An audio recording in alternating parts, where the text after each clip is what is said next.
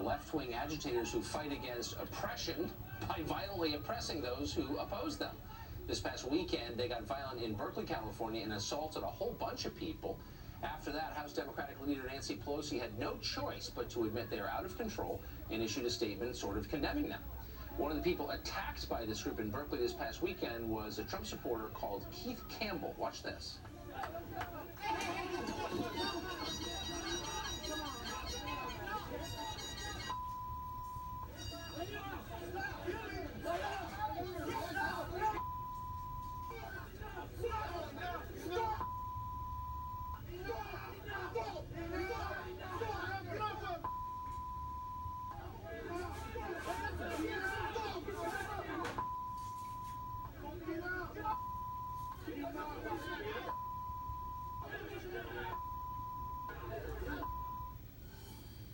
Keith Campbell joins us tonight. Keith, you look like you were about to get really, really hurt, maybe killed. What was the predicate to that? What happened right before the tape we just played?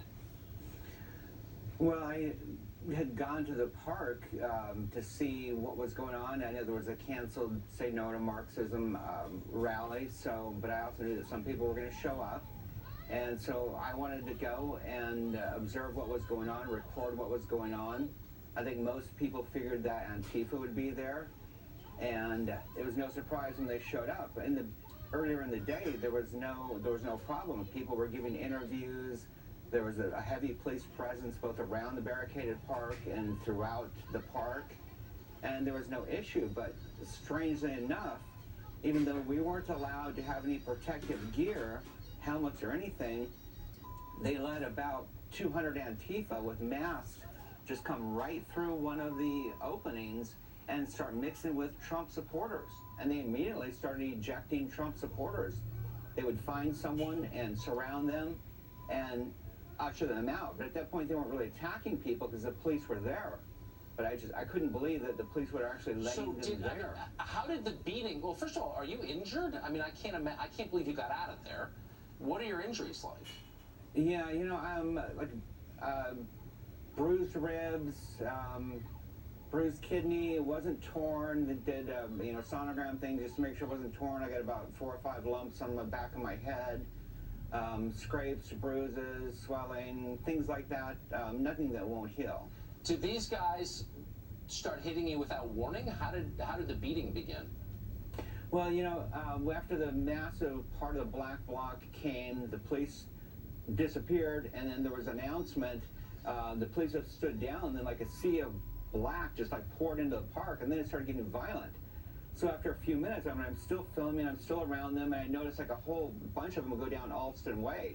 So I go down there to see, okay, what's going on? They're following someone or something. So I went down there, and I'm filming, and then suddenly I hear someone go, you know, there's that racist blank blank that's doxing you and ruining your lives. And I started to turn. I thought, okay, I got to get out of here. I'm surrounded by Antifa.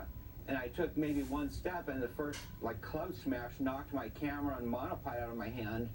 And I thought, I'm just going to grab it and run. So I started to reach, and then they just started pounding me over the head. And so you didn't say anything to them? No. I'm always like a silent observer. I just, for like 7 months, I go around, I observe, I record, and I just couldn't believe it. I was just shocked, and after the first few hits, I was stunned and dropped to the ground. Well, there's this amazing moment.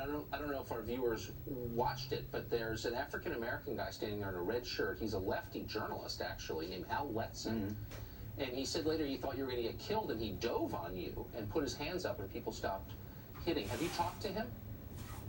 You know, I reached out to him on Twitter, and I definitely want to connect with him. I didn't know at the time that he had stopped it. I have very little recollection of what happened. I was sure I was going to die. I kind of made my peace. Yeah. I'm like, I hope it's quick, because this is really painful. He was sure you were going to die, too.